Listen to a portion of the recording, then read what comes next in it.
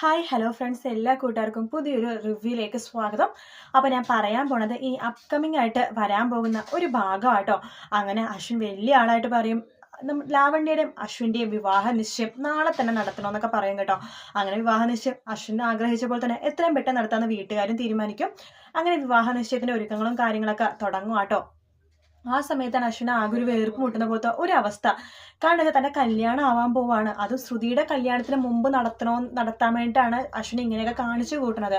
പക്ഷേ ദിവസങ്ങൾ എടുക്കും തോറും അശ്വിൻ്റെ ഉള്ളിൽ വല്ലാത്തൊരു മാനസികാവസ്ഥ, അതായത് ശ്രുതിനെ കിട്ടില്ല, മാത്രമല്ല ശ്രുതിയെടുത്തുള്ള പ്രണയം കൂടിക്കൂടി വരുന്നു. ലാവണ്യായിട്ട് ഒരുമിച്ച് ജീവിച്ചാൽ സെറ്റ് ആവില്ല. കാരണം ലാവണ്യമായിട്ട് ഒരുമിച്ച് ജീവിക്കാൻ പറ്റില്ല, എനിക്ക് ഒരുപാട് സ്നേഹം ലാവണ്യക്ക് കൊടുക്കാൻ പറ്റില്ല, അതൊരു ആത്മാർത്ഥമല്ലാത്ത സ്നേഹമായി പോകുമല്ലോ.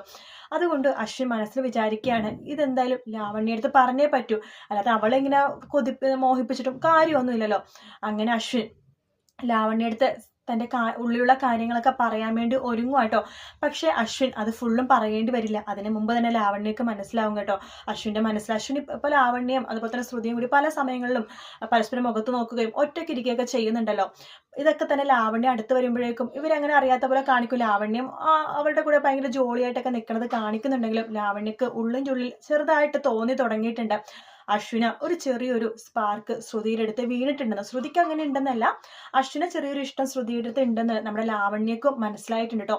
അതുകൊണ്ട് തന്നെ അശ്വിൻ പറയാതെ തന്നെ ലാവണ്യക്ക് മനസ്സിലായി. ലാവണ്യ അവിടുന്ന് പടി ഇറങ്ങോട്ടോ. കാരണം സന്തോഷത്തോടു കൂടി തന്നെയാണ് പടി ഇറങ്ങുന്നത്. ലാവണ്യയുടെ കണ്ണിൽ നിന്ന് കുടുകുടാ വെള്ളം ഒഴുകുന്നുണ്ടെങ്കിലും അശ്വിൻ പറയുമ്പോൾ ഇത് അങ്ങനെ രണ്ടുപേരും നല്ലതിന് വേണ്ടിയിട്ടാണ്, നമുക്ക് അങ്ങനെ മുന്നോട്ട് പോയി കഴിഞ്ഞാൽ ചിലപ്പോൾ ശരിയാവില്ല ലാവണ്യ എന്ന് പറയുമ്പോൾ, വേണ്ട സർ എനിക്കെല്ലാം മനസ്സിലായി, എനിക്ക് വിഷമമൊന്നുമില്ല സങ്കടമൊന്നും ഇല്ലെന്ന് പറയുമ്പോഴേക്കും നമ്മുടെ അശ്വിൻ ലാവണ്യനെ ചേർത്ത് ഇങ്ങനെ പിടിക്കും കേട്ടോ. അപ്പോൾ എന്തായാലും നല്ല നല്ല ഭാഗങ്ങളൊക്കെ ഇത് ഉടനെ തന്നെ വരാൻ പോകുന്ന ഭാഗമായിട്ടാണ് ഞാൻ പറഞ്ഞത്. ഒരാഴ്ച കഴിയുമ്പോൾ വരാൻ പോകുന്ന ഭാഗമായിട്ടാണ് ഞാനിപ്പോൾ പറഞ്ഞത്.